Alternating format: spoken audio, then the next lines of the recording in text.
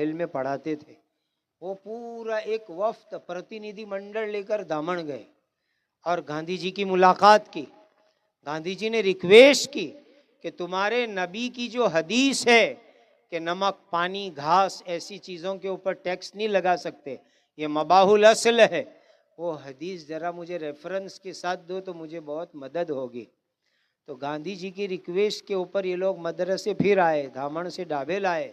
हज़रत अल्लामा कश्मीरी रहमतुल्लाह अलैह के बताने के ऊपर सारी हदीसें उनको रेफरेंस के साथ दी गई और फिर दूसरे जाकर के उन्होंने गांधी जी को हदीसें बताई। गांधी जी इतने खुश हुए कि धामण के बाद आगे नवसारी गए। नवसारी में दुधिया तड़ाव का मैदान आज भी मौजूद है। वहाँ शाम के वक्त जाहिर सभा हुई और उस जाहिर सभा में गांधी जी ने वो कागज पूरी पब्लिक को बताया कि गई काले डाभेलना मौलवी साहेबोए મને હદીસ લખીને મોકલી, પેગંબર સાહેબની વાત લખીને મોકલી, જેનાથી મારી આ ચળવળમાં એક નવું જોમ આવી ગયું છે।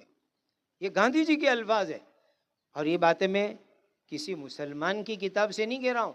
हमारी गुजरात सरकार ने डांडी कुछ नाम का एक पुस्तक छापा है, उसमें सफा नंबर 256 से लेकर 267 तक 11 पेज के अंदर इस वाकये का तस्करा मौजूद है।